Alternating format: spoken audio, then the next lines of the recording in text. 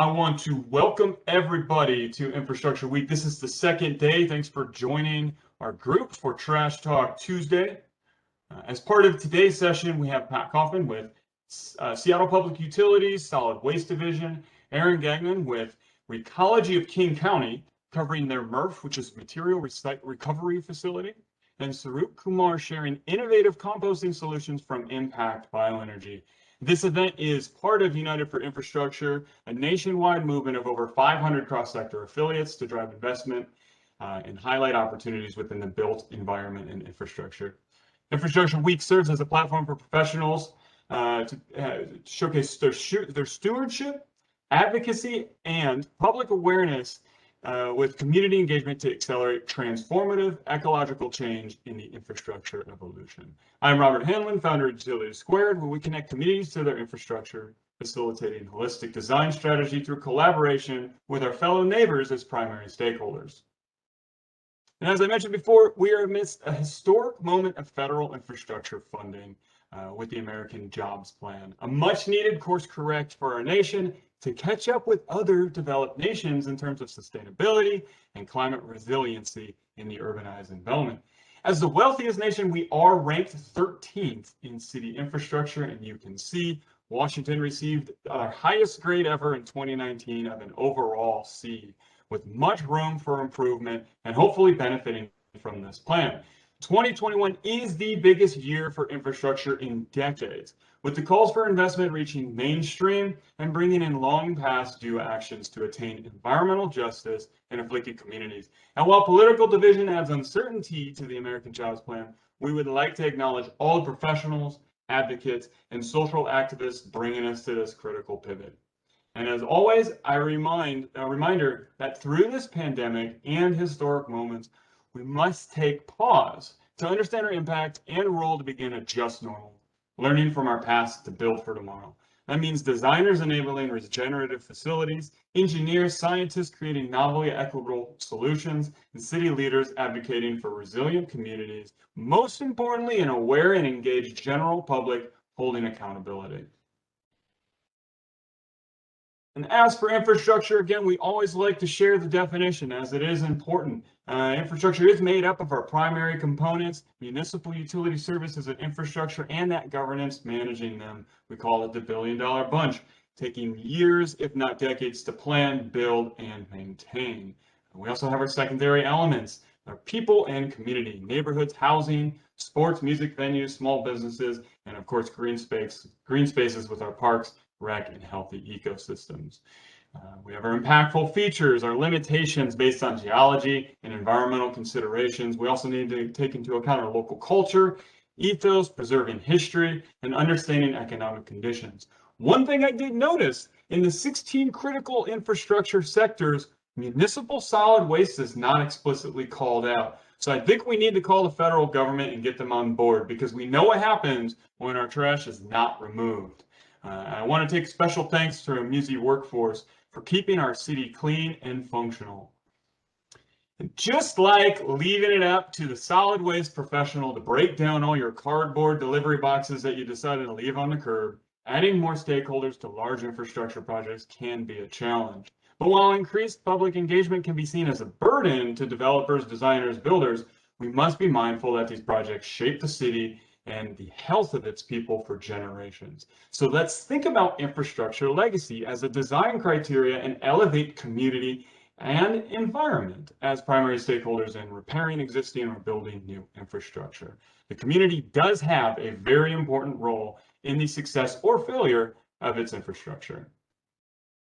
Yesterday, I spoke on the human era, explaining how humans have been living alongside infrastructure for over 12,000 years. And the idea of modernity, this dynamic comparison, socioeconomic status, and the desire to remain at the forefront of progression. It's a process of questioning our present state and really seeking improvement to that modern. We continually chase this idea of modernity through the years, through the decades, through generations, often at the expense of Earth's natural balance. When we place our thinking of infrastructure in context with the human era at large, the Earth has witnessed two fundamental generations of infrastructure, and we are still living in the second generation. So let's take a look and see what we've accomplished in terms of managing our solid waste. Now, for most of human history, we're talking nearly 12,000 years, nature and animals were our disposal mechanisms. We did have discovery that ancient Athenians were actually tasked with moving their garbage outside of city limits. So that was kind of the first step. But essentially, we really left it up to nature. And as our mega cities came to light in New York and London, it became a mounting problem. The roads and any really open pit became your dump. We left it up to animals to just pretty much pick through. And remember, there wasn't plastic. Everything was essentially biodegradable, but nature couldn't keep up. And our first collection service was really brought to light in 1880 with incineration and the Department of Street Cleaning closely following in New York. Federal waste management wasn't actually until World War I and World War II when recycling was deemed necessary, right? This idea of recovering our material. But our first modern landfill wasn't until 1935, built as a design study in California. So federal guidelines, regulations eventually made their way to the scene in 1959, Solid Waste Disposal Act in 1965, creating countless what became Superfund sites, and we have several of them here in the Seattle region. Ocean dumping was actually commonplace until 1991, a hard fact to believe, with the ocean dumping ban in 1988. Some reason it took 3 years of ocean dumping for that to catch on, not sure why. And really recently, waste incineration has become this taboo. But we have to admit that it still has massive potential given proper emissions control. However, I prefer programs like that of King County and SPU to reduce waste to landfill and improve consumer sorting habits at home. Special A++, gold star to composting, which is my favorite route to recycle, reclaim energy. And maybe this American Jobs Plan will contain something about circular manufacturing and corporate ownership of packing. Time will tell. And as with all infrastructure weeks, we must acknowledge history. Here in Seattle, the idea of channelizing to connect Puget Sound and Lake Washington was an idea nearly 60 years old by the time the Montlake Cut was completed. You can see in the upper left. In 1916. So the ability to ship old growth timber and coal from the foothills, as well as mitigate flooding, came at the cost of a 9-foot elevation loss to highest chuck, as it was sometimes referred to, an irreparable ecological modification. And as Lake Washington was drained, the Black River simply disappeared, turning aquatic habitat into hectares of exposed shoreline, eventually to be developed. However, much of this became known as the Montlake Dump, with widespread dumping grounds. I'll play a little clip, and I ask everyone to acknowledge the consequences of such irresponsible engineering. Now, of course, this is in a different time era, but it had the same effects. This was a massive undertaking by University of Washington to essentially do what they could with what was a landfill for decades. So I ask, we respect the present and future land preservation of Indigenous communities who were most impacted by this decision, and to hold space in your thoughts for the countless cultures and earthly wisdom lost through legacies of colonialism. Let us embody the lessons of history in our efforts to build a better future, grounded on equitable infrastructure and free of environmental exploitation. Now I want to just quickly talk about a landfill. We might all have seen them, but what they are exactly, essentially it's a gigantic trash bag put in the earth and filled. Now it's much more complicated than that. It's a massive engineering effort, but at its core, it's really propagating an extractive disposal mindset for society. Now they are necessary given our current infrastructure, but we can change that. There are some silver linings to landfills, mostly ones that have been completed. One of which here is the Midway landfill site here in Kent. It is a national Superfund site, undergoing a unique project to move portions of the landfill for the Sound Transit Federal Way expansion. And it's also presently being evaluated for repurpose as a maintenance yard. So although it might have a larger construction duration and a higher price tag, it could create the fewest residential and business and employee displacements of the other 3 site alternatives. It would also result in no impacts to community or social resources, wetland, or streams, and create the fewest forest impacts. And this is what it looks like when you don't have adequate landfill space and your municipal solid waste workforce decides to go on strike. Fortunately, we don't have that problem here. We have very fantastic facilities, which Pat is going to talk about, as well as Erin. And if you haven't been to the North Transfer Station in Fremont, definitely check it out. A very cool facility. And again, we want to reflect on individual actions here and what we can do. And in our present throwaway culture, we often prioritize convenience over durability and consideration of long-term impacts. Here is a picture I just took from a Starbucks over in Bellevue, a place full of privilege and lots of money. Clearly, they couldn't throw out their trash. We had about 6 cups stacked on top, trash flowing out the sides, crows having a field day. Let's rethink this. You know, whether we see it in our community or we can either put it on top of the trash or take it home to recycle, we really need to focus on this individual action. Americans use over 100 billion plastic shopping bags every year. It's insane. And we discard over 2.5 million plastic bottles every hour. So let's take a look, right? The US is in nowhere near the #1 population in the world. However, we're number 3 in terms of global waste generation. It's kind of a staggering statistic. And if we look at where we're at in terms of MSW infrastructure, we're really lagging. We choose to landfill because it's cheap and it's what we've been doing, as opposed to either recycling, reusing, or focusing on waste to energy projects.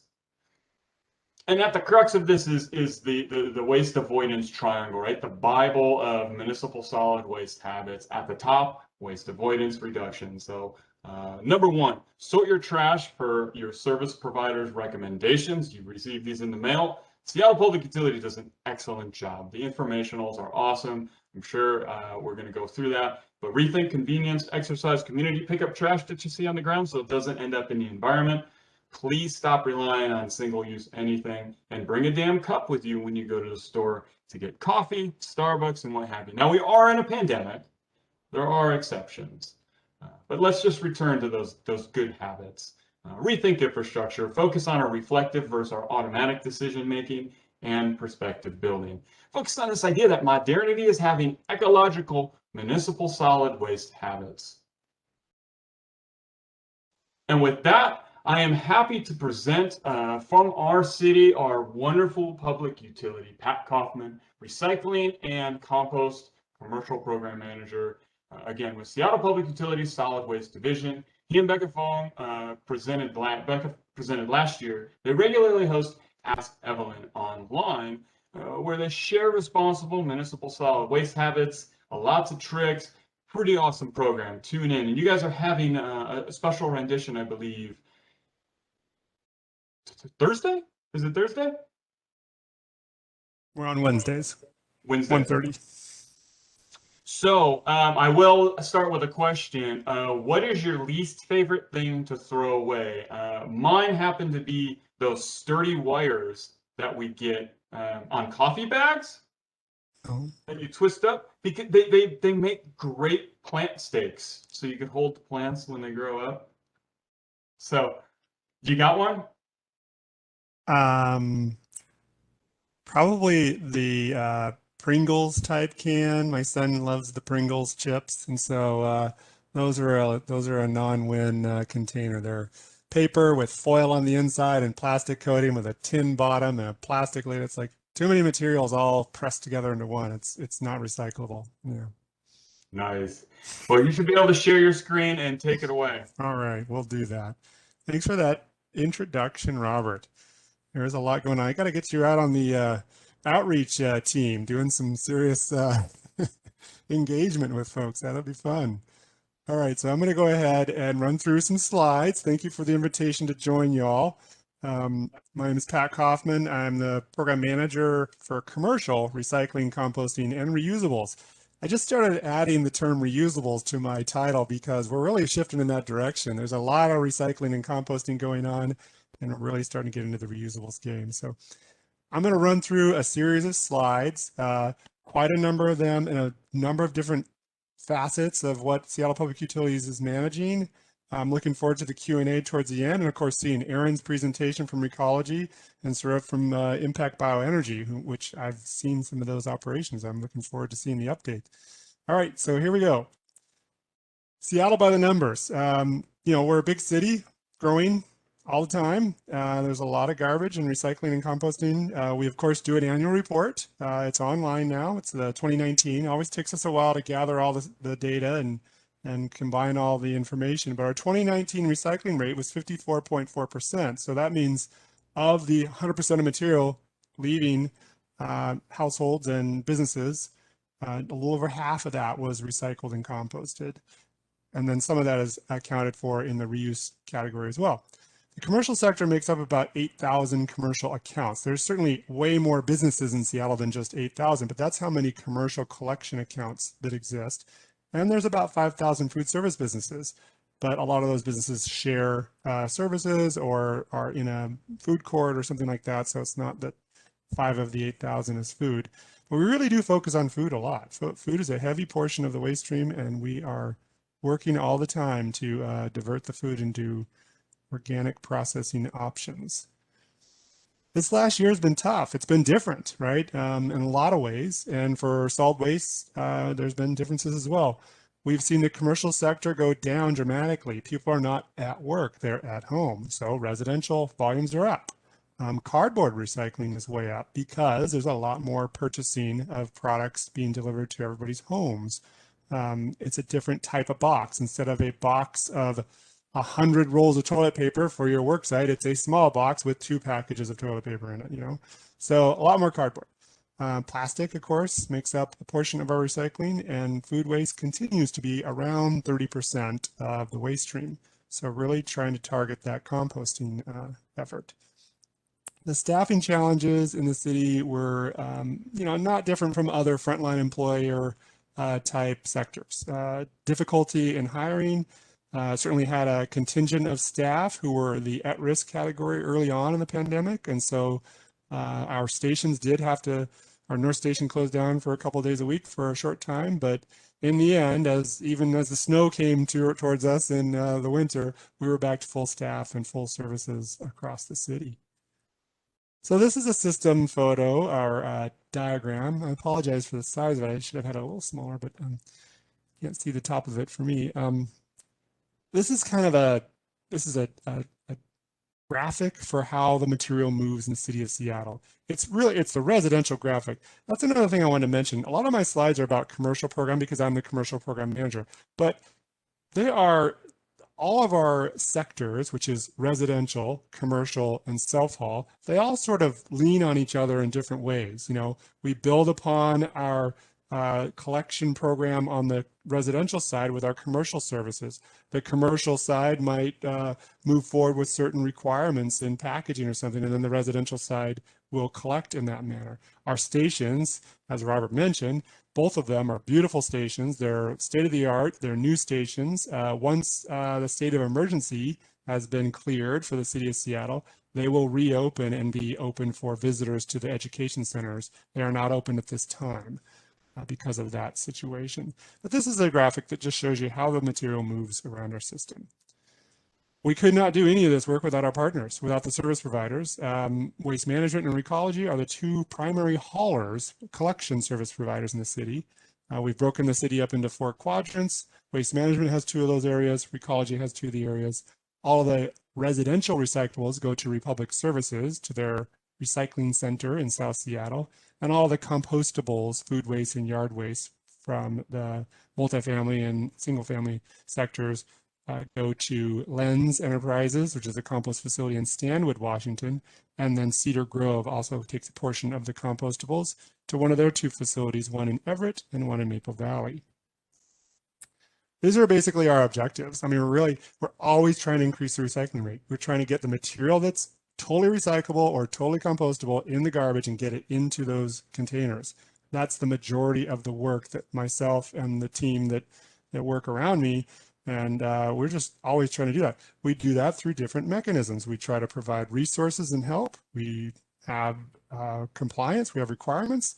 And of course, we're always trying to increase our service equity, making sure every community and every business and every person in the city has access to the same services and support for these opportunities. As I mentioned, we do have a compliance picture in Seattle. Seattle, unlike other cities in the nation, is not shy about passing laws to require its customer base to do things a certain way. It's not something new, though. A lot of people don't realize this. Back in 1989, when they launched the curbside collection programs for recyclables and yard waste, that's when they passed the ban on yard waste in the garbage. So that was a big push back then. And soon after that, in the early 2000s, other recycling requirements came into play. Later, around 2009, 2010, there was the food packaging ordinance. And then we had the carryout bag ban, the plastic bag ban. And as we move forward, we've gotten more detailed in some of the specifics, trying to fine tune things and really trying to address contamination, which is a major issue, which I know Erin is going to go into when she talks about the Recology Recycle Center presentation. So I'm going to hold off on too many details there. But you can also see, as I mentioned before, this sort of partnership between commercial and residential. You pass one law in one sector, you make some requirements in the other sector, and they start to support each other. 10, 15 years ago, they were different programs, to be honest, and only over the past few years have we begun to be able to tell customers what is recyclable and compostable, whether you're at home, at work, at school, or on the go. And that has been very successful using similar messaging and such. Here's a quick snapshot of the commercial sector. Every 4 years, one of our 4 sectors, single family, multifamily, self-haul, and commercial. So every year there's a waste composition study. So every 4 years, each sector gets a study. Usually that's how it works. I'm not sure if they did it last year in 2020 or not, but the idea is that we're next up and we should be getting new data on commercial soon, but you can see the trend is headed in the right direction over the last decade or so. Strategy, the main strategy with businesses, to be honest, in the commercial sector, it's about money. They're really, every business, especially right now, coming out of COVID, everybody's concerned about the cost of these services. And so we really try and lead with that. There's, of course, the compliance side for food service businesses, but all businesses need to follow the requirements. But it's also important that we come to them as education and outreach professionals and say, it's really going to save you money to divert more material into recycling and composting. Garbage is the most expensive option in front of you. So this little diagram on the right is a typical engagement tool we'll use to show businesses. There's very few businesses in Seattle that have just garbage service. Most of them have at least recycle service, but it's still occasionally the case where one will just have garbage. Of course, we reach out to our stakeholders. This is just a snapshot of a conference we were at where we had a great roundtable discussion through industry leaders. We also utilize our outreach staff. We have folks who are culturally competent. They speak in language to their native foreign language communities, and they reach out to businesses that are owned and operated by folks in the community. And it really has a stronger connection when we do it that way. As Robert mentioned, Becca and I, that's a picture of us there on the left, we do a weekly show called Ask Evelen. Ask Evelen is the old outreach mechanism. People used to actually write letters to Seattle Solid Waste Utility and say, hey, what do I do with this item and whatnot? It, of course, moved into the digital, email age, and now we're doing it live and in person streaming, so it's kind of fun.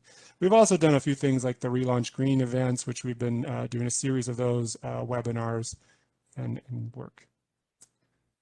Outreach materials are where it's at. I mean, the one thing we can do, and it's actually quite affordable, is to print materials, stickers, posters, flyers, educational materials for staff, and we provide these to any business for free, as many as they need. We really want to help people get on board with labeling the bins, because the bins in those stations, they do the work 24/7 all year long.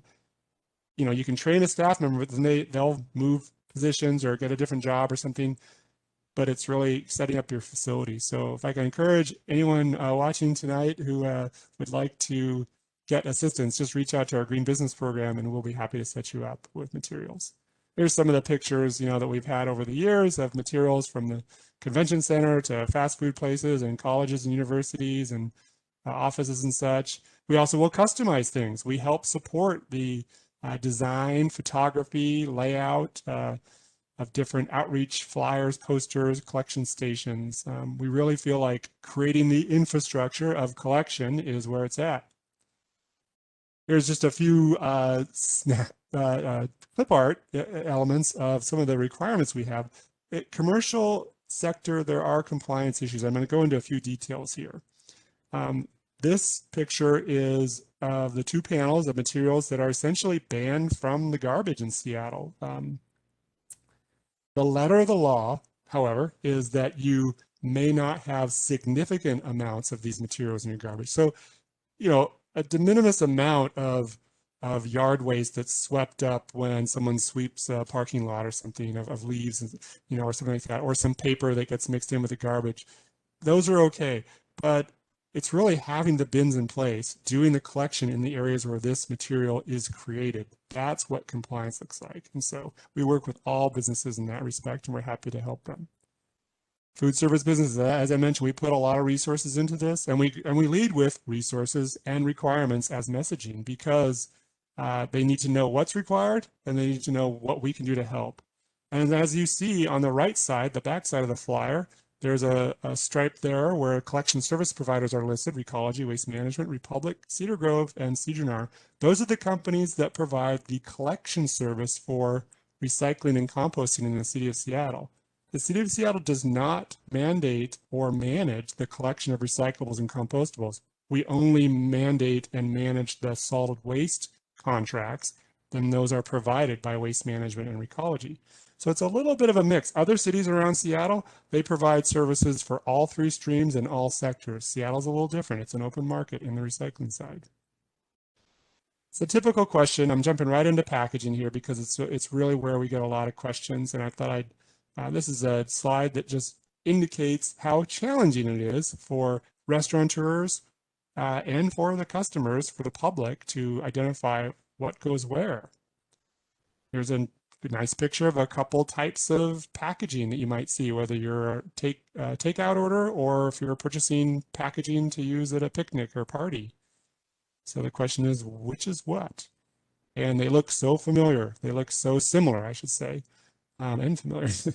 But the idea is that there are different products with different coatings, there are different substrates, there's different packaging out there. And part of our job is to work with the restaurants and the businesses to make sure they're purchasing the right packaging for their dine-in purposes versus their takeout purposes. For dine-in, if they're using single-use packaging, they must use compostable. For takeout, they can use either recyclable or compostable, because once the product leaves the store, leaves the restaurant, it is upon the customer to sort their materials at their house or wherever they're going. We also try and connect what commercial messaging is to what residential messaging is. How clean is clean? So we've partnered with some of the cities in the region, King County, to do the Recycle Right campaign. Empty, clean, and dry is the message. But it is true that when you're on the go and at a food court, you're unable to rinse things out. So there are different thresholds for clean enough, depending on where you're at. Bagging recyclables, as again, Erin will probably cover in her presentation, the presence of plastic bags in the collected recyclables is a no-no. We do not want plastic bags. We don't want the recyclables bagged. We do not want bags or plastic film in the recycling.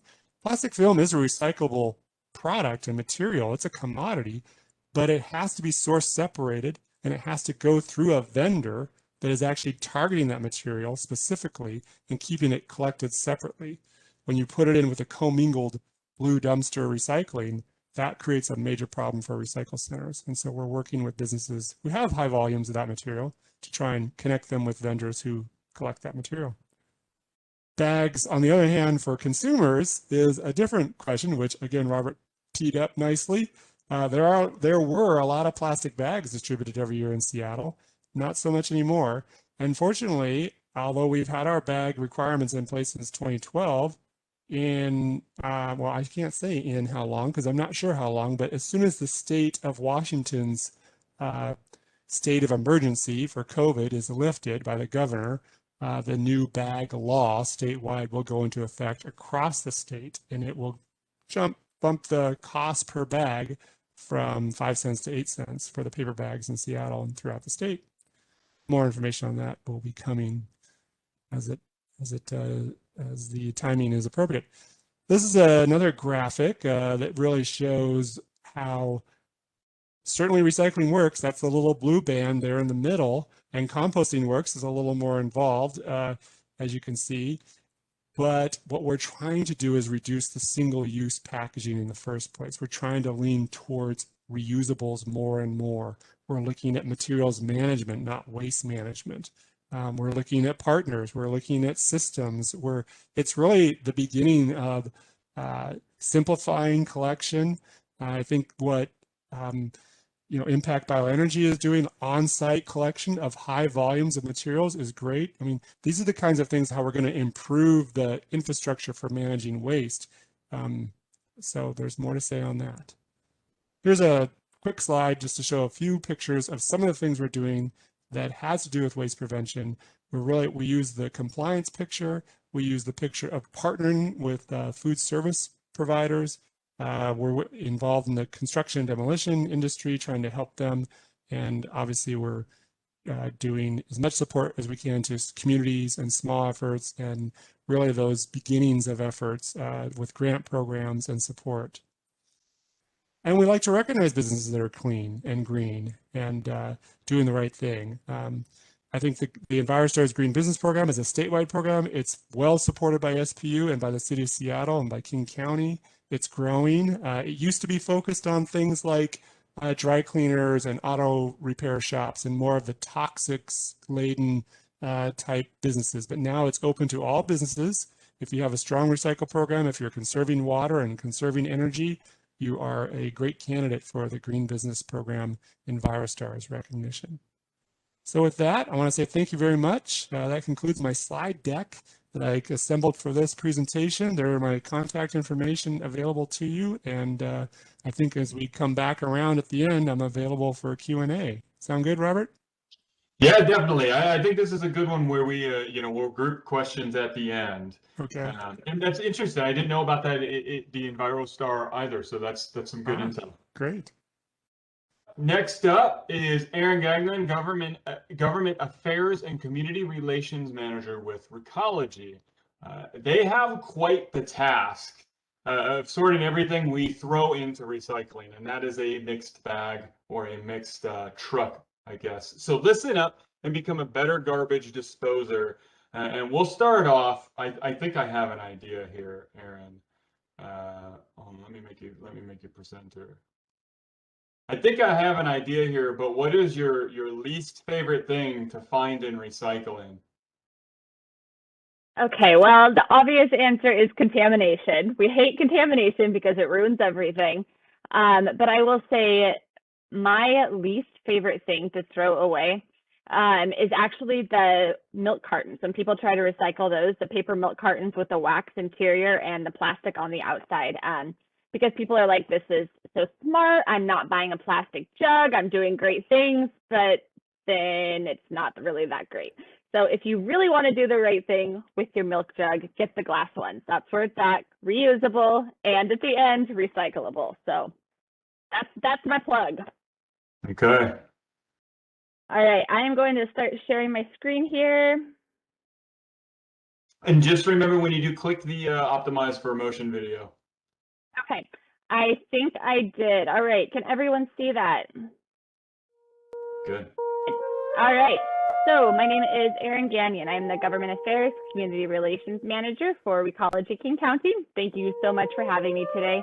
I'm going to give you a brief history of Recology, what sets us apart, talk about Seattle statistics and programs, talk about how to recycle right, as well as how to monitor your contamination. And I'm going to finish up with actually a virtual tour of our recycling facility. And our recycling facility is typically referred to as a Murph. So if you hear me refer to the Murph throughout this presentation, that is what I am talking about. All right, so Recology actually started in 1921. We just celebrated our 100th anniversary, and we started out actually as a sunset scavengers down in San Francisco. You can actually see that we had the horse and buggy where we went along and we found what we could find through other people's trash, and then we repackaged it, cleaned it up, and actually sold it. We like to say at Recology, and this is a terrible recycling joke, that we were recycling before it was cool. So we really enjoy and focus on recycling, and it's still a huge focus of our operations today. So Recology today, we are a vertically integrated garbage and recycling company. We're still headquartered in San Francisco. We serve 140 communities up and down the West Coast. We are focused on investing in infrastructure surrounding recycling and composting. So you'll see here where we invest the majority of our money is actually going to be in Murph material recovery facilities for recycling processing and organic facilities. So we have 12 of those, 9 organics, and then we only have 3 landfills. So that's really where we're going to focus our time and energy. Again, like we're going to walk the walk and talk the talk. So we're gonna focus on recycling right and being waste zero. So Recology King County, going to bring it home just a little bit closer for all of you. We service 10 municipalities here in King County: Shoreline, Bothell, Carnation, Mercer Island, Seattle, Issaquah, Burien, SeaTac, Des Moines, and Maple Valley. Of course, we're here mostly to talk about Seattle. So as Pat said, Seattle is divided into 4 quadrants. We service 2 of them, the yellow, green, and purple there on the map that you can see. Our portion includes 60,000 residential customers, a little over 3,000 businesses, and a little over 3,900 multifamily complexes. And those customers in 2020 created 50,000 tons of compost, 43,000 tons of recycling, and 82,000 tons of solid waste. A lot of products coming out of Seattle. So I'm going to jump into just a quick slide on really what sets us apart. So we are an employee-owned company, and what that means is when you pay your trash bill, that money is actually going back into local employee owners' pockets as opposed to outside shareholders. So that's really something that sets us apart. We, in 2019, rolled out the first electric refuge truck for here in Seattle. It was actually the first Class 8 rear loader in the United States. If you have seen this driving around our streets, you know it is extremely quiet. It truly will sneak up on you, which is exciting. We hope to roll more of those out here in the coming future. We have 4 retail locations that are focused around selling items that help people reduce waste in their households. So everything from reusable Ziploc baggies, compostable paper towel alternatives. Then we have earrings made out of recyclable or hard to recycle pieces from computers. So we truly have everything. Those are located in Bothell, Issaquah, Burien, and Shoreline. If you're ever in the 4 corners of King County, go check them out. We also have an artist in residence program. And so once a year, we open up our applications and artists can apply. We typically select 2. It's a 6-month residency, and the artists are paid a stipend, and they're able to actually salvage and collect from our Murph, and they create art out of it. And at the end of those 6 months, we have an art show where the art is for sale. It's truly, really impactful. We're just getting ready to open up applications for our 2021 season. If you know anyone that's an artist that would be interested, please send them our way. We are very focused. Oh, go ahead. I think your computer might be playing some very pleasant classical music. You want to or you could click. You could unclick under the share, unclick, share your computer audio.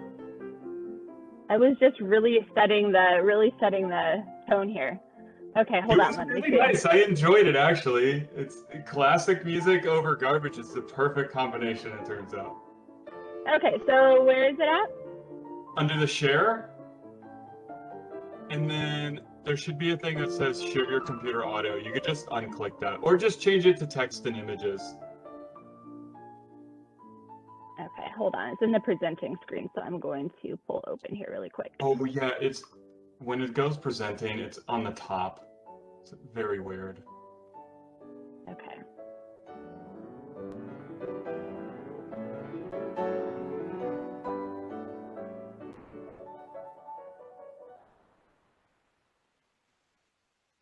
I'm actually kind of sad to see it go.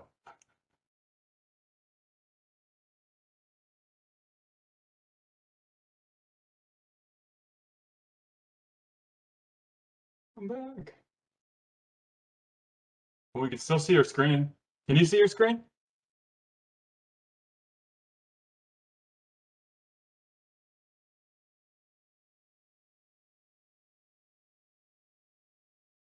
Bear with us. Technical difficulties. I'm blaming Cisco WebEx. They don't make it easy.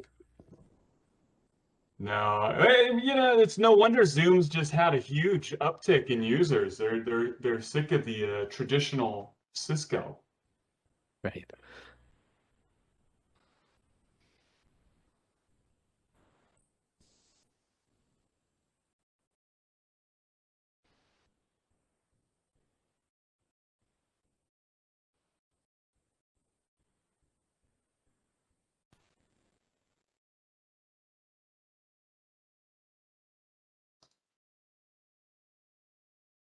No co-host. Oh, 1 second. I see what happened. I see what happened. There we go.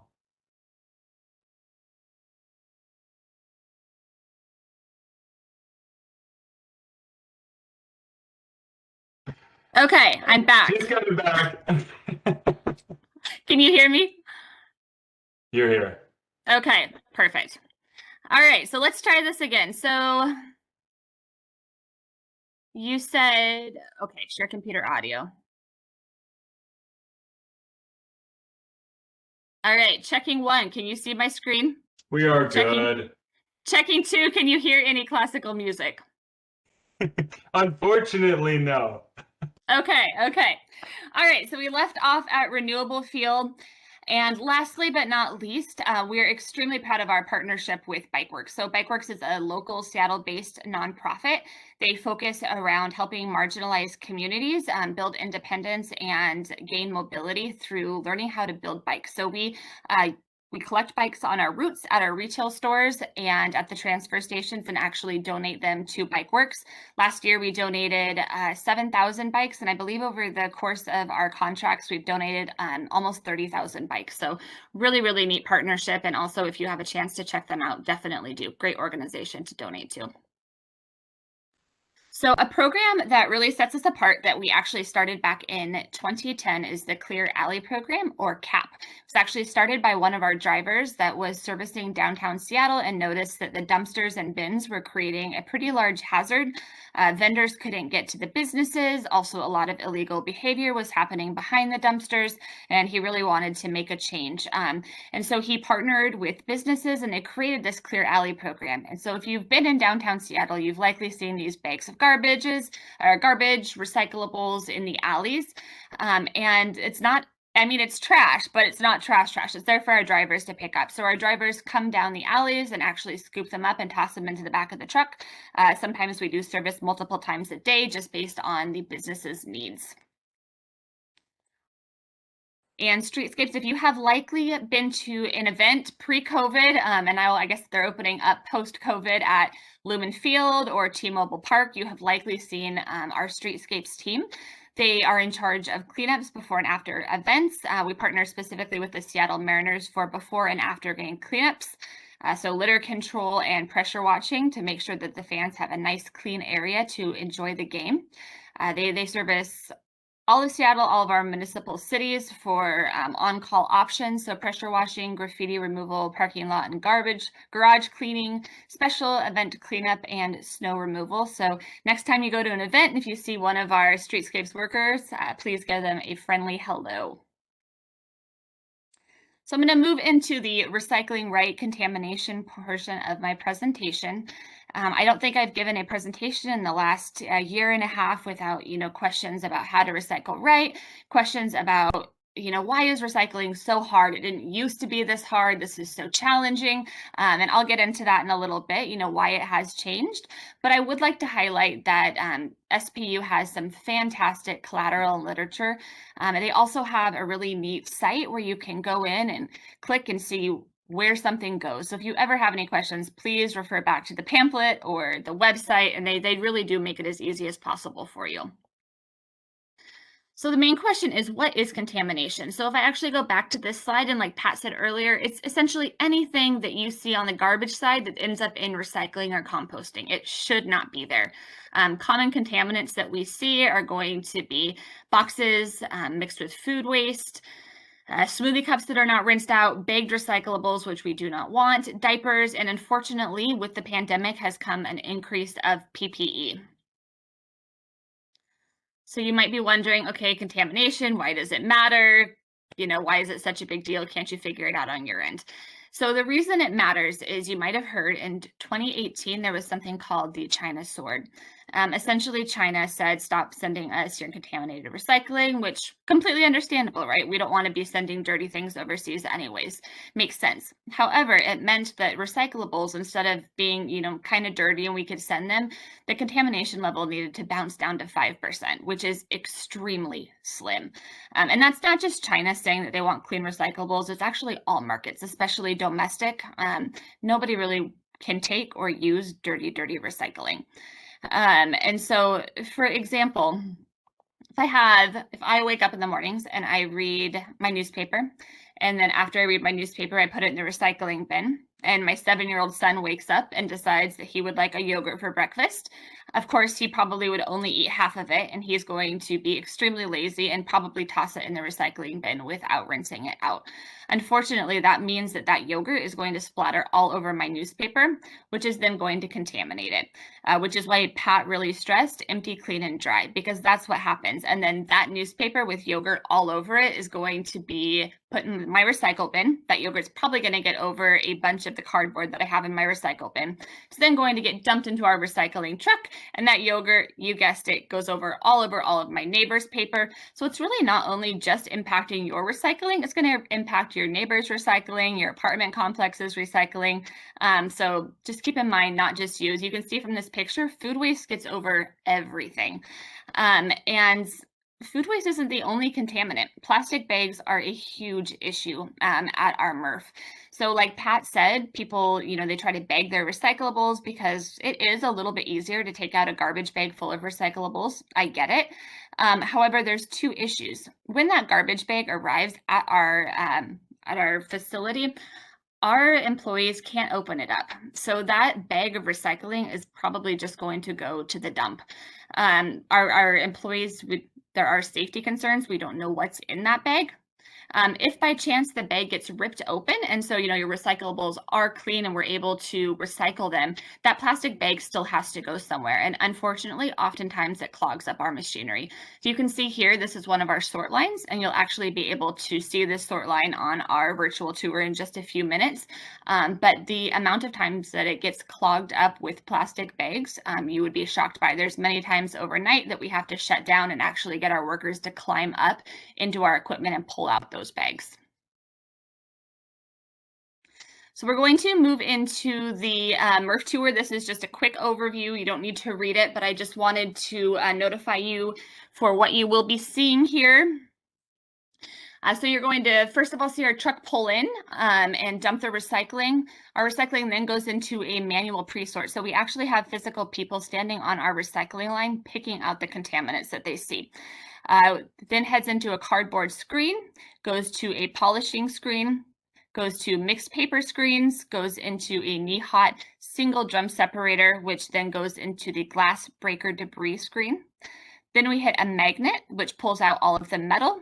We go to a current separator, and then optical sorters, which is my favorite part of our entire recycling machine. It essentially shoots out bursts of air to direct the recycling for where to go. It hits our quality control station, and then we bale our materials and send it out for purchasing. So I am going to actually start the video, and at the end we'll have time for questions. There is some pauses in between each of the stations, so I won't be talking during that time, but go ahead and watch. All right, so once we pick up the recycling from a home or a business, once our trucks are full, they head down to our material recovery facility, or MRF for short. Our MRF is located in the South Seattle neighborhood of Georgetown. And so they first hit that scale house, which is what you saw when you saw our truck pulling in, so that we can weigh the truck. They then head from the scale house into the MRF and then up to our tipping floor.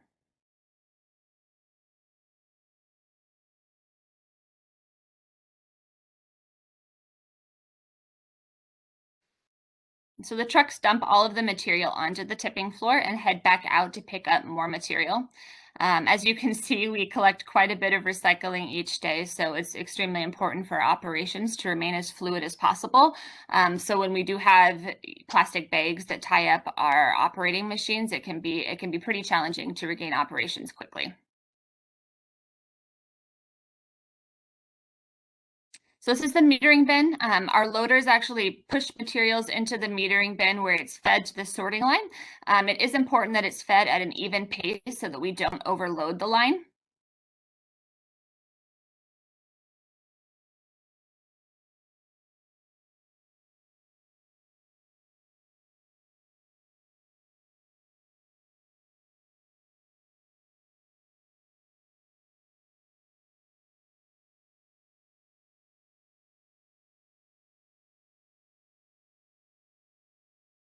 All right, so the first step in the sorting process is actually the hand sort. So we have employees that pull off any non-recyclable materials.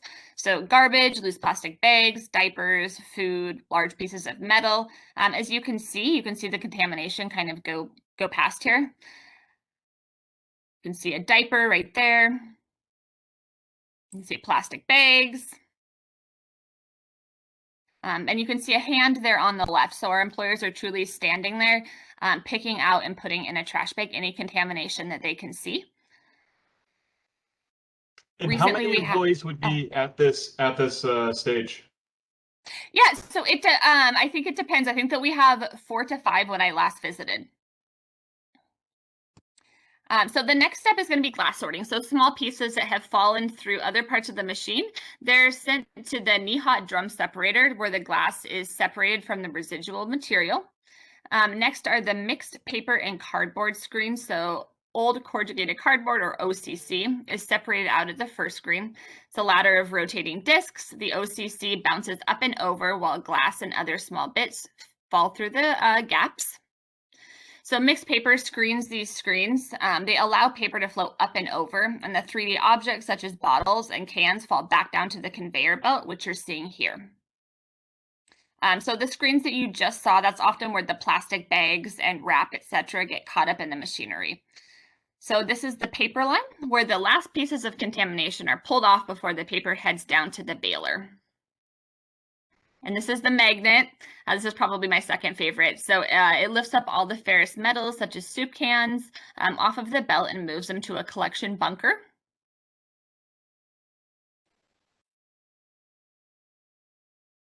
And then this is going to be the optical sorter. So this is my favorite. It's a little bit hard to see, but if you ever come and get a actual in-person tour, you would be able to see that there are bursts of air that are shooting each individual item to where they need to go. So they measure the polymer level of the plastic items and separate them. And then up at that first part of the line, our employees also pick out, in addition to picking out the contamination, plastic number 2, or HDPE. So they have quite the hefty job of being on that recycling line. This is our baler. Once all the materials have been separated, each is moved in turn through the baler to prepare them for shipping. So it moves slowly but surely, and you can see there our baler is producing cardboard during this video. We have an employee that mans the baler.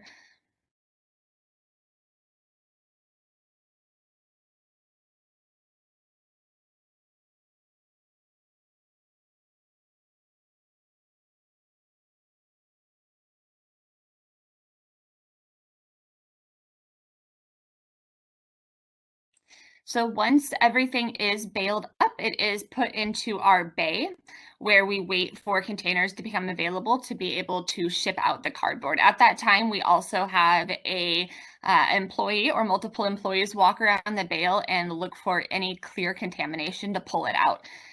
With contamination, sometimes, you might ship an entire container of recycling overseas, and if they open up the container and see significant contamination, they can actually reject the load and send it back to the United States. And so it's extremely, extremely important that we have very low contamination in our loads. And so we really want to make every effort to ensure that our contamination is not there. And we have to pay the restocking fee on that, right? Right. All right. Saru, you are up. This is you. I'm really excited for your presentation. Impact Bioenergy, you're going to explain it, but you're a very innovative company. I love this technology. This idea of decentralized waste to energy and composting is huge. The idea of micro infrastructure, if you will. Can we start by having you tell everyone what discarded material that Impact Bioenergy deals with in your feedstock, might take the longest to compost? It's a great question to kick things off. I'd say any type of bioplastics we're finding out not quite digestible. That is a good one. I don't think people realize that. It says compostable, but in what type of facility, right? Exactly. Okay, go ahead and take it away. Cool. Well, thanks for having me.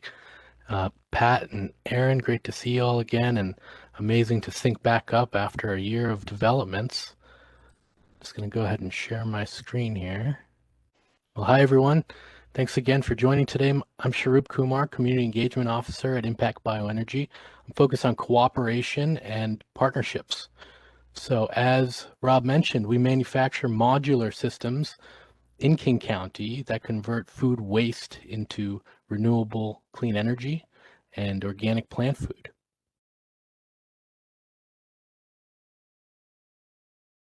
So just what I'm presenting today, just an overview of that. I'll start with the background.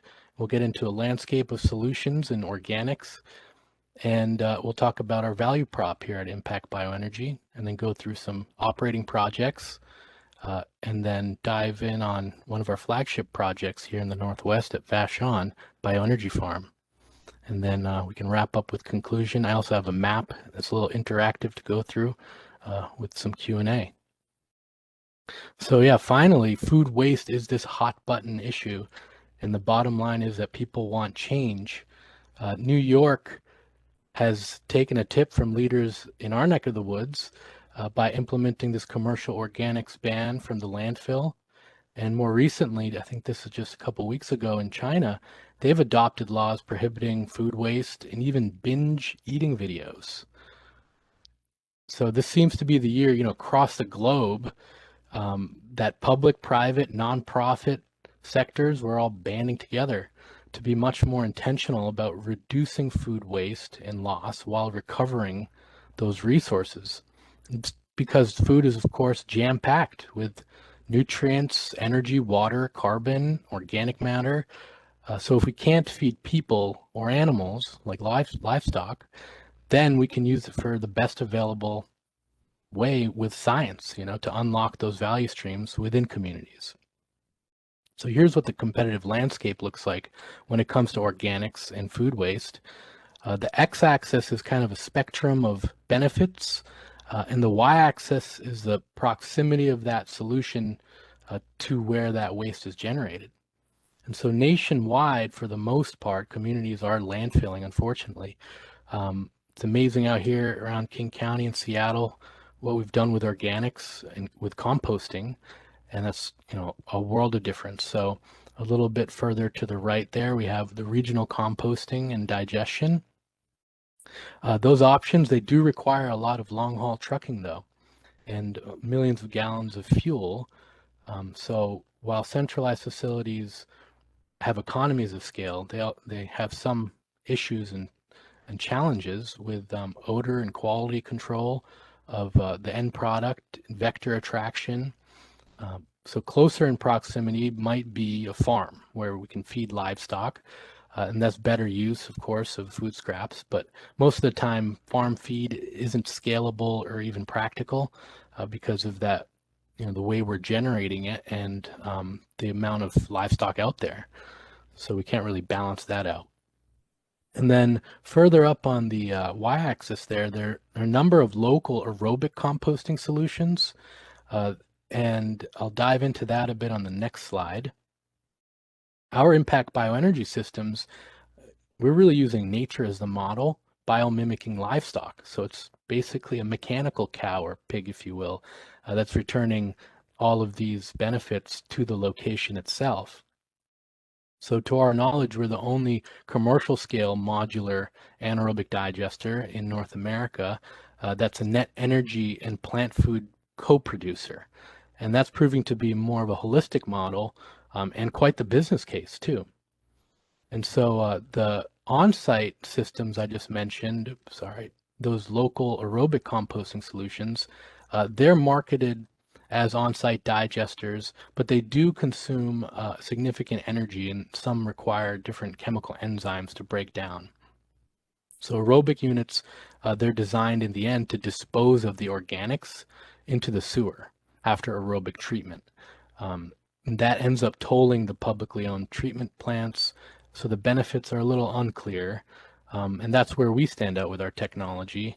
The solution that is on-site, it generates more energy than it consumes, and it has other value-add products. All of these towards, the race to zero. So hashtag zero hunger, zero carbon, zero emissions. In the end, it becomes an optimized solution with composting. So our value prop here is really decentralized and distributed industrial use right here in the middle. And so, as I mentioned, after feeding animals, this is the best use. And so, unfortunately, there just isn't infrastructure available like this. And too much of the time we leapfrog over to composting or landfilling or incinerating.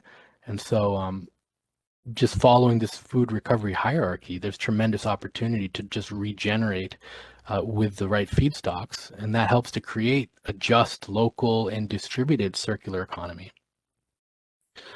So as I mentioned, each system is basically like a mechanical cow, and the cow's bread and butter is basically food waste. And so it's easy as 1, 2, 3 kind of in the first place you start. Number one, here's about 65 pounds of food waste in a 40-gallon bin loaded into the system. And step 2, out comes about a gallon equivalent of renewable fuel, or about 7 kilowatt hours of electricity. And number 3, most important, is about 7 gallons of organic plant food that's co-produced, and that's for local growers. And there's really zero waste remaining from this process, because it's all about value add production.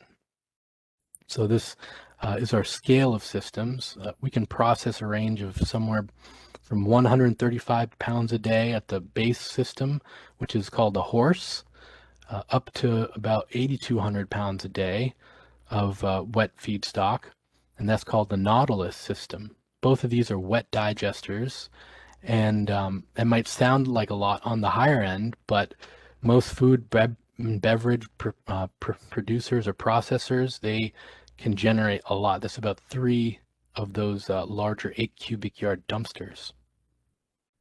And then campuses, communities, they're generating a lot, multiple tons per day, and sometimes year round.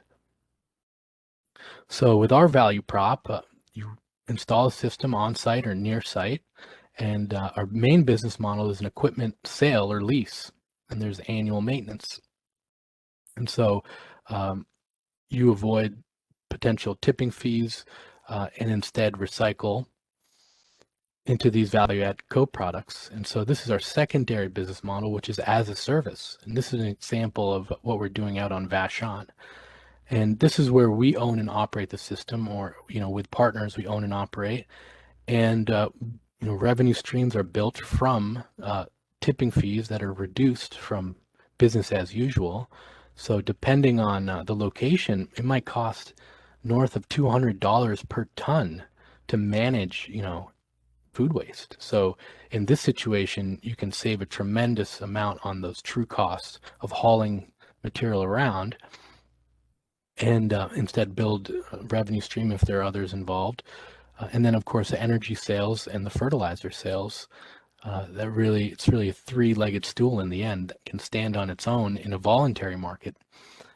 And the Vashon Bioenergy Farm, that facility is that's a model for replication. So we started actually our first horse in Seattle was thanks to SPU, and we had a grant in partnership with Fremont Brewing with the horse, and our first Nautilus here, thanks to King County and the State Clean Energy Fund. This is our first Nautilus on Vashon Bioenergy Farm.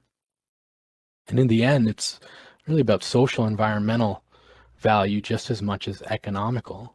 So we can help get to zero waste, we can reduce transportation, and then generate that renewable energy and clean fuel. It's a very versatile fuel. It can be used for light, heat, hot water, or electricity, and vehicle fueling. So on Vashon, we're generating the vehicle fuel in the form of a renewable natural gas, RNG. We're marketing that as organic RNG, orange, and that happens to be available for our fleets. So we're fueling up some 1-ton trucks, which then, that leads to regenerative organic products, resiliency, of course.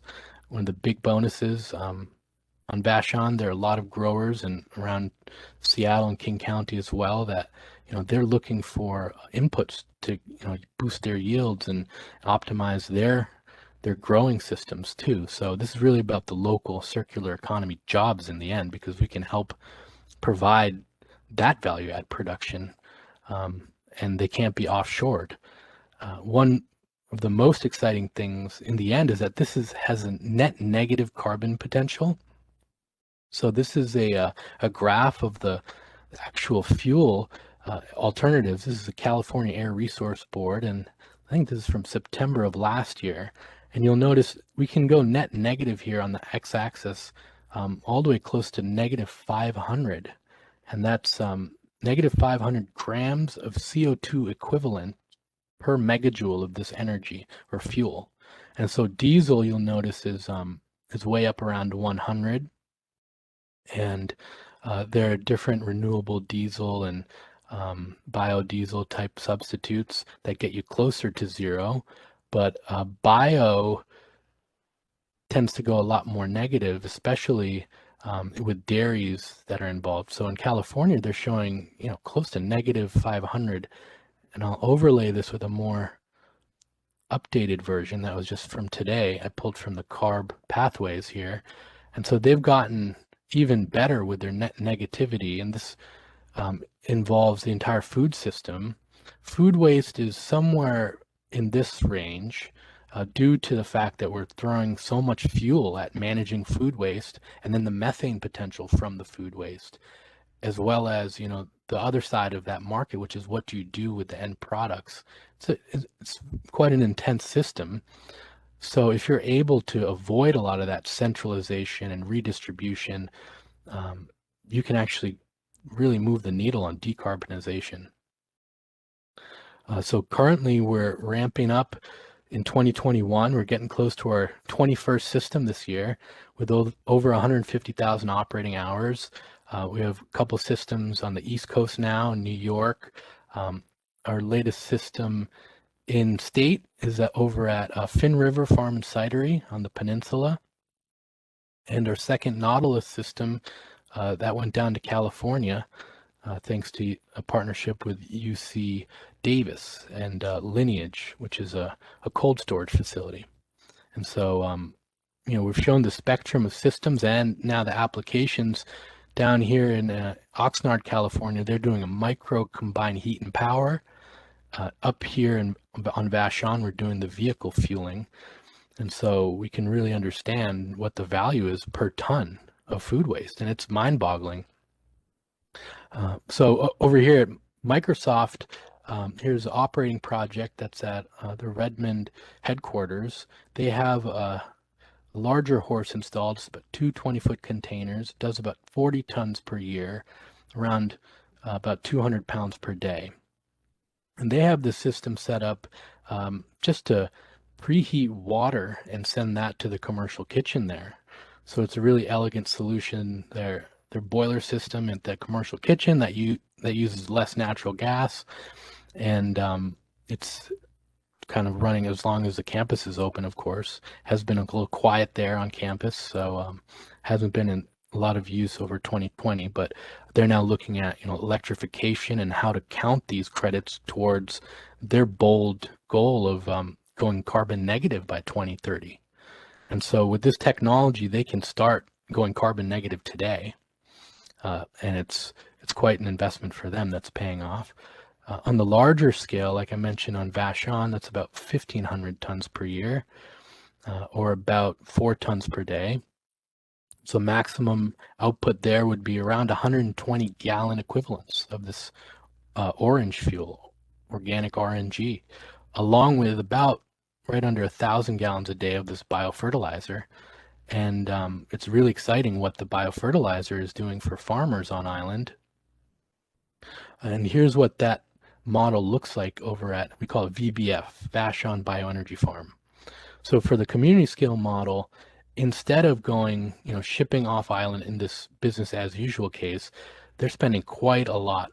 King County is fitting the bill to, export from Vashon the food waste and compost, for example, at Cedar Grove. And instead they can avoid those costs, save, say, $70,000 a year, which is about $50 a ton on their organics, and instead make close to $100,000 a year from the actual renewable fuel, and another $100,000 to $200,000 a year from the actual plant food.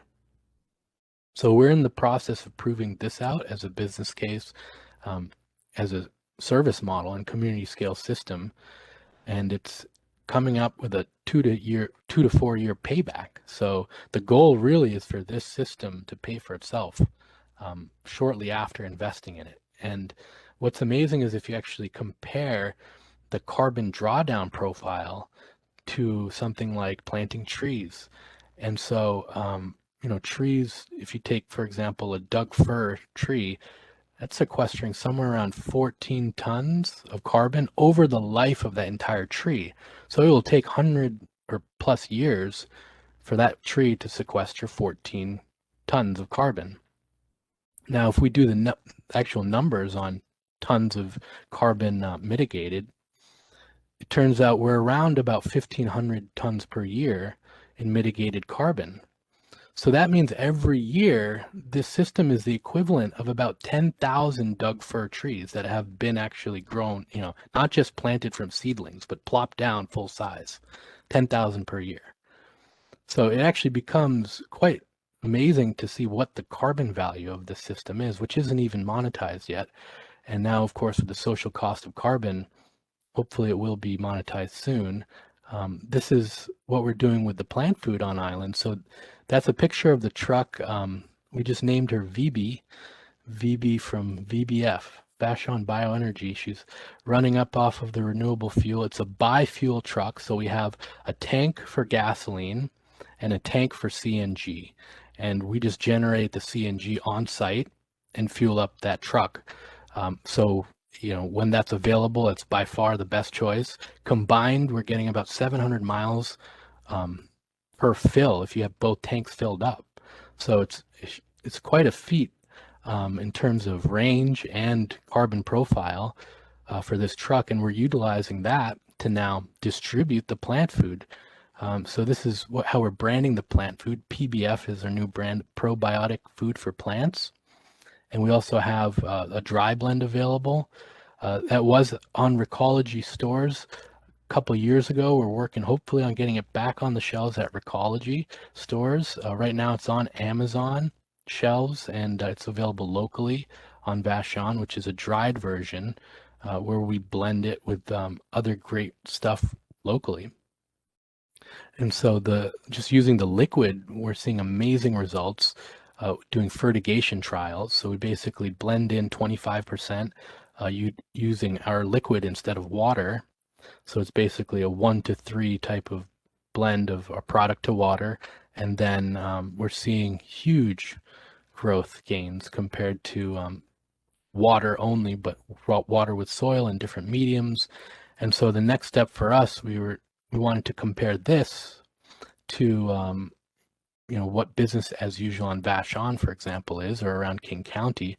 And so they're using things like fish emulsion and compost teas, and we're showing a 30% boost in yield compared to those materials. So this is becoming a no-brainer in terms of, the value add locally for the food system. And this is what that circular economy looks like. So, we have our digester. In this case, it's co-located at a tofu plant. They're generating most of the food waste. Eventually, we're looking at maybe partnering up with the school district and the food bank on island to start diverting food waste materials to then co-digest. But what happens in the end is you have this PBF that goes to local growers, and the orange, the fuel, that goes into the vehicles that we're using to, deliver the product and pick up potentially other organic waste. So very similar to all the refuse trucks in the city, they're all running, except for that one electric Recology truck, which is mind-blowingly amazing. They're all running on RNG actually. So the King County South Treatment Plant, they're generating the same fuel. It's just off of the wastewater treatment. And we're able to scale that down and use in a similar manner. And so this is nothing new. It's just a new type of application, really. And we've taken the tip from leadership in the region. So it's amazing what's emerging from this in the end. So Vashon Bioenergy Farm has a potential to really reduce greenhouse gases in King County at a rate of around 1,500 tons per year. It can generate around 100 gallon equivalents per day of this renewable fuel that's negative carbon, and it can produce plenty of soil amendments for local growers. So this is, in the end, meaningful local jobs. We have a small footprint, and we're making it easier and easier to use every day. And this value add production is starting to be embraced in the region. So there's my email if anyone would like to reach out. I also have a map here just to go through to show the region a bit more on what we have going on now. So we build here down in Auburn. Are you able to see this? Cool. So this is our plant in Auburn. We're a small team of 7, but we're growing the team. We're in the midst of a capital campaign. This is a system that recently went down. It's also pictured behind me here after being planted at the UC San Diego campus. So we build and ship from Auburn. We also have a digester down there. Most recently, the Finn River system. That's a new horse in our neck of the woods. The Microsoft system is a little larger than that one, which you saw a picture of. And then the Vashon plant is, of course, the community scale version of the horse. One particular project I'm really excited about, the U District Food Bank. This is really where zero hunger meets zero waste. And, we're in the process now of installing a system there. They could recover quite a bit. Right now, the food bank is left with the bill to then, export to Cedar Grove, and they're paying tens of thousands of dollars to do that. So groceries will get the tax donation and donate the food to the food bank, and then maybe half of it's spoiled, so the food bank needs to pay to get rid of it. And so we're saying convert some of it on site, feed the rooftop farm here. So they grow some food on the roof, of course, not all the food, but during the summertime, they're ramping up production and they're importing compost and other materials so they can offset those imports, generate some of their plant food on site. We're going to pipe that right up to the food that's being grown up there. And then in the actual loading bay here, they have brand new electric vans that are refrigerated. And so those electric vans are now charged off of city lights, carbon neutral hydropower. And they're thinking, what could be better than that? It's really carbon negative charging, utilizing this food waste. So hopefully over the next few months, we'll be installing that towards the end of the year, commissioning it so that we're actually charging up, electric vehicles and the building. Every ton of food waste could generate somewhere around 200 kilowatt hours. So it's almost like per ton, it's almost as valuable as a barrel of oil. 1 ton of food waste can be treated like a barrel of oil, except it's even more valuable because we get the organic fertilizer, of course. So yeah, that's pretty much what I got for you guys today. Thanks a lot for listening. Might as well pause for questions. Yeah, it's awesome to see the progress too. I mean, we've been following you guys doing amazing things, and it begs the question in the American Jobs Plan. Anytime infrastructure comes up, we talk a lot about water. We talk a lot about bridges. I don't think a single time I've heard in the mainstream discussion composting being brought up. And Yeah, why is it, why have we not had that national conversation to mandate, I mean, at a federal level with funding that all major cities start composting programs? that would be nice. I think each comes down to each jurisdiction.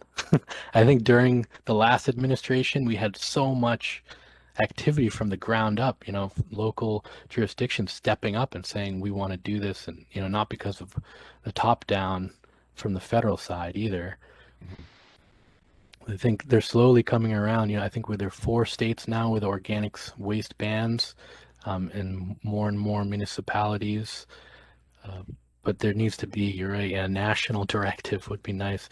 I know that the Trump administration had called April Winning on Food Waste Month with a goal to reduce by 50%, but not sure how much they actually did anything. Made for a great post. Since you're the one that just went, I'll ask my first question is, how,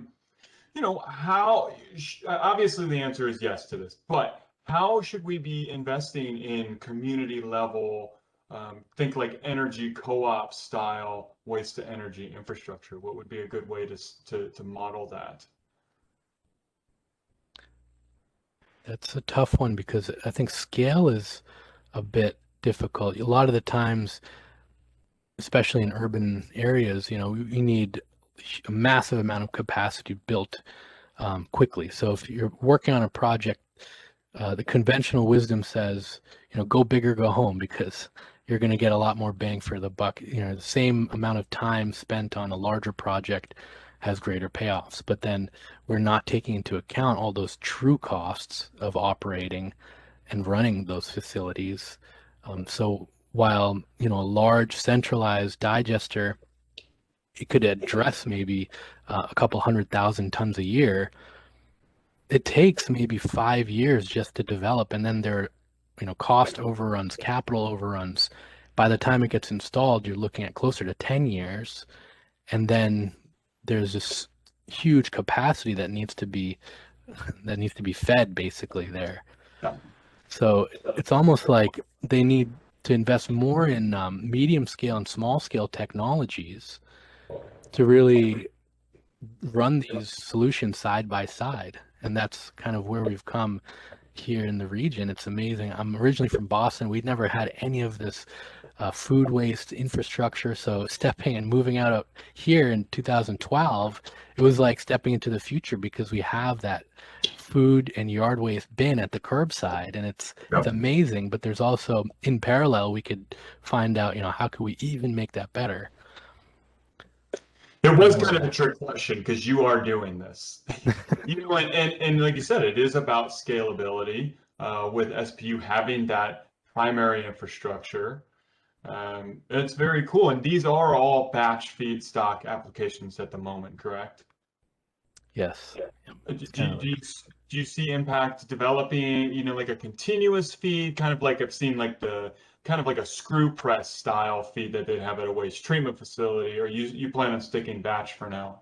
So we're working on that dry system actually. So there's a Horse and Nautilus for the wet systems, and then Ox is what's called, it's our brand for the dry system. That's an acronym for organic xeric. Xeric is a very dry atmosphere compared to a continuously mixed system, for example. So we have a partner. They're based in Austria called Tony, and Tony has licensed us this technology to really start our own first project here in the States. And that's exactly what you mentioned, which is a continuous type of corkscrew system that you can load continuously, and it will turn out kind of like a plug flow system, which is like first in, first out.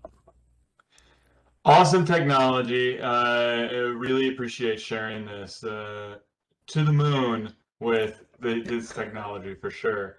Okay, this is more on municipal recycling side, e-waste and planned obsolescence. Do you see this as being an issue for municipalities to address, manufacturers to address, or a combination?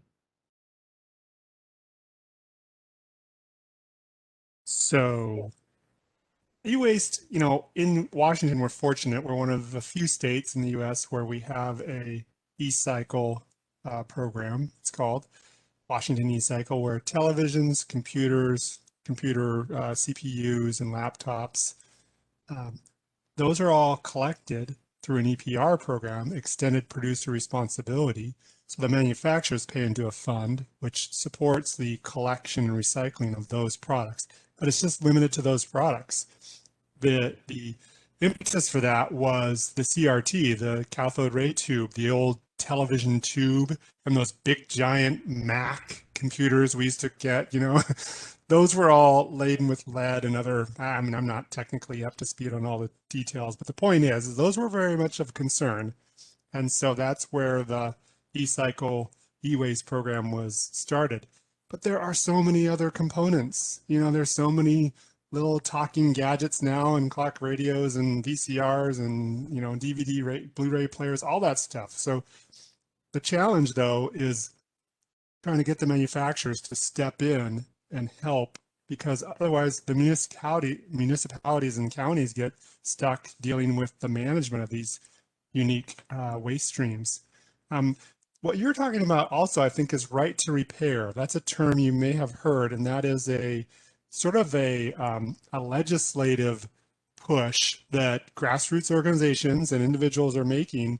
And in Washington State, in the last legislative session, there was a right to repair bill. I don't think it went through, but the concept is there are many manufacturers of cell phones and products that we all use that are locked up, and they don't share the internal repair process. Back in, and there's still a lot of products out there where things are shared, the old refrigerator repairman kind of thing. There were only so many components. All the manufacturers kind of made them the same way. There were some interchangeable parts. Not so much anymore. It's all proprietary, design and systems and such, and operating systems and all that. So there's a push, to force essentially, or come to the table and collaborate with the manufacturers, is probably a more politically appropriate way to say it, to kind of have that conversation and see what progress can be made to build in some sort of a system where the manufacturers are there, they open up a little bit more and share a little bit more, so that the small repair shops, I live in Northwest Seattle, and we go down to a small, phone and computer repair shop often, because my teenage son will drop his phone or whatever, and they're great. It's a $100 bill every time we go in there, it feels like, but it's just the way it works. You just have to do that. But there's sometimes they say, yeah, nope, can't fix this one. We don't have the tools, we don't have the know-how, because they haven't told us. So there are things about and it's amazing, the numbers for how many cell phones are out in circulation or in junk drawers around the US right now. I mean, it's just, it's a lot. But I should tell you that through Seattle Public Utilities, you can recycle these items with our partners, Recology and Waste Management.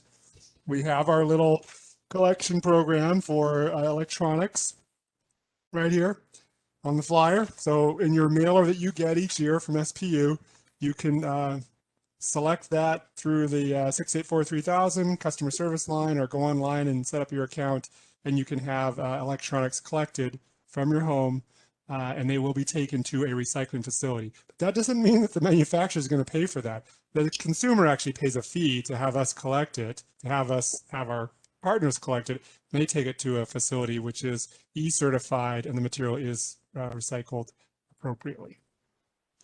And I will make a point here that styrofoam collection is in fact free. So if you have a lot of styrofoam, if you went on Wayfair like I did, bought a bed, you know, it was for my partner, all right? I don't like buying stuff online, but I don't know how they even deliver these things, but it comes with a lot of styrofoam. And so we made sure to do the pickup because that stuff will end up everywhere.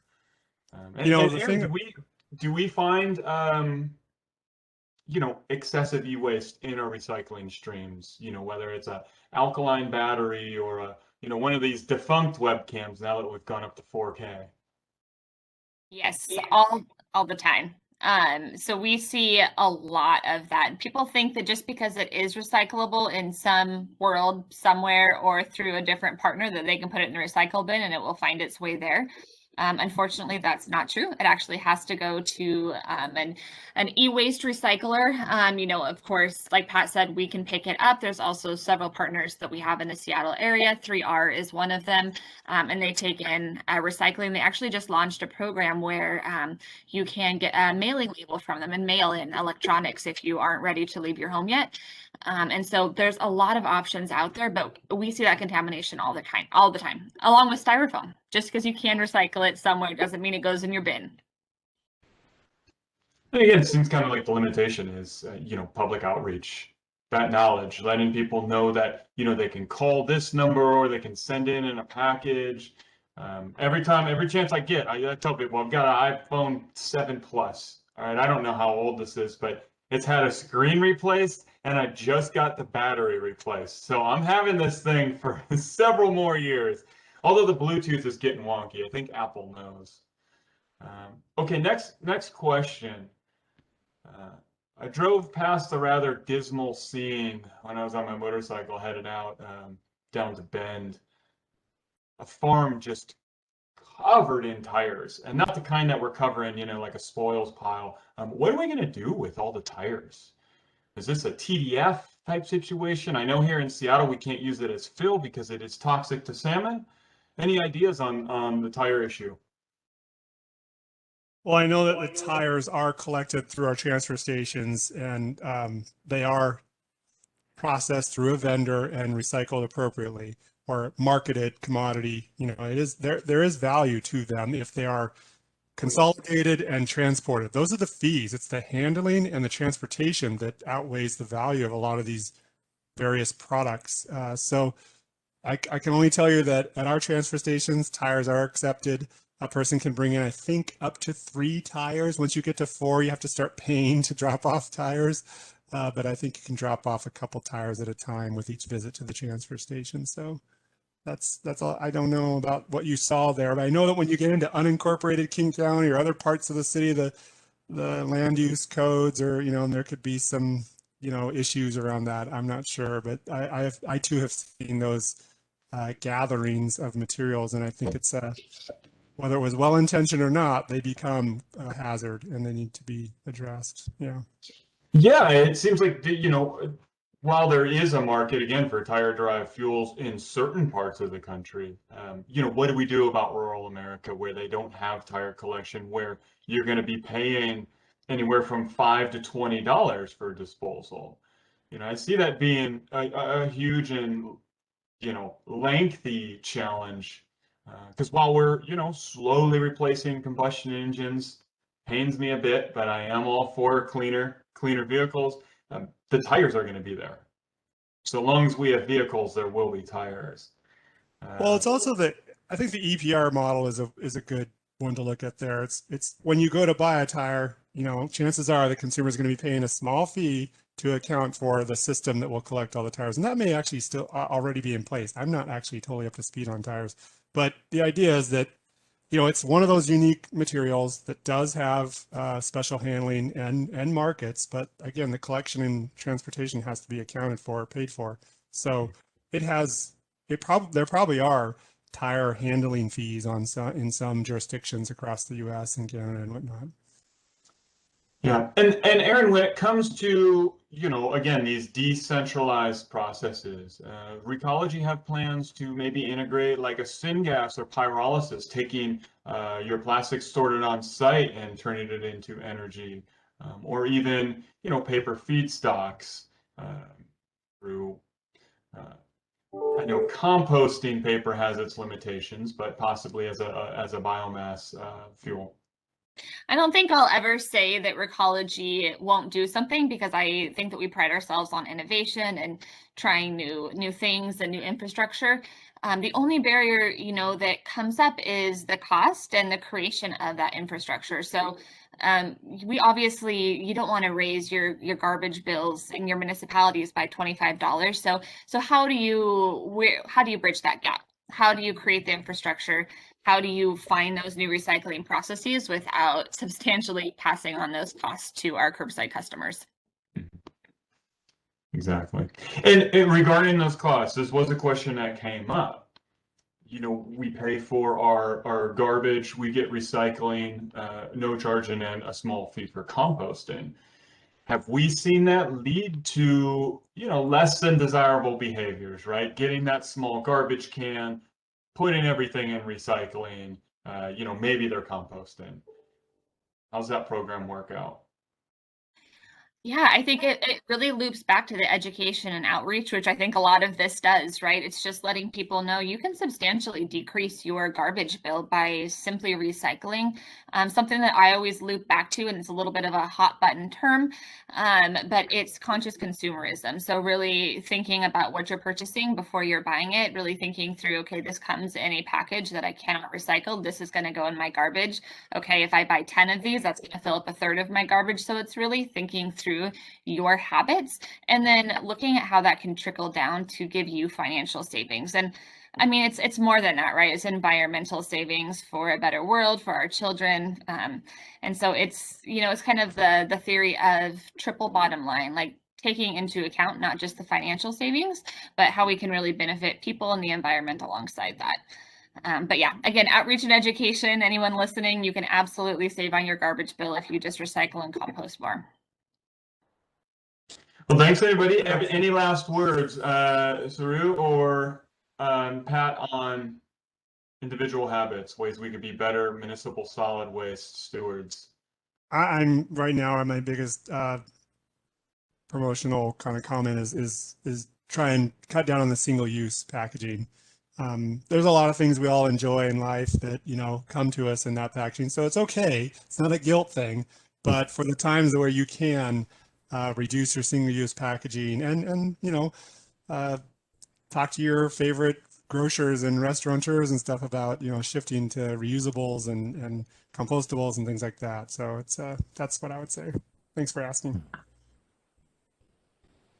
I'm curious about the impact there, Pat, that Ridwell has had on your numbers, by the way, because I feel like Ridwell, just if you have to have that single-use plastic, it's amazing how they can actually make value of it now. And it's like, I don't know, have you seen any metrics in decline, by the way, of your rates since Ridwell came into town, or?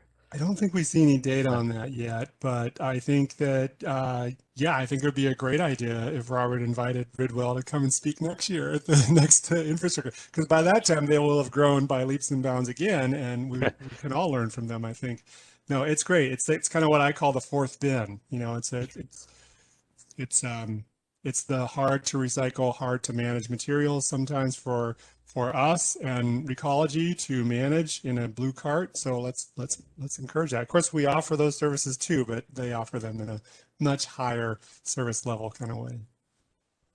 Well, I should have grabbed my smart water bottle. I carry 2 liter, 1.5 liters on my motorcycle, and I had 2 that had made it about 12,000 miles through 3 countries. One of them actually broke open in a fall, but they are miraculously well-engineered products.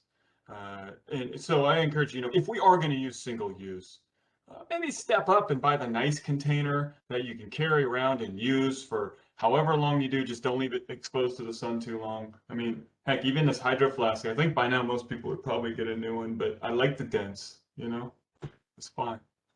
Well, thanks again. We appreciate your time and wisdom. This has been a fun episode. And again, everybody tune in tomorrow. And what time is that going to be?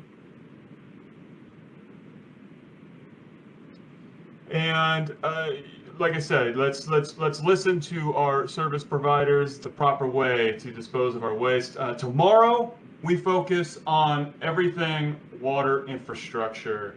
We will be joined by Seattle Public Utilities, sharing their Ship Canal Water Quality Improvements Project, one of the coolest in the region, very neat. King County sharing their wastewater treatment facility, doing a virtual tour, and Site Story talking about some very interesting project mitigating bridge pollution, which will ultimately help reduce the impact we have on the ecosystems. So tune in, and we have events Thursday and Friday as well. So hope to see everybody on the call, and I bid adieu. Cheers. Thanks, everyone.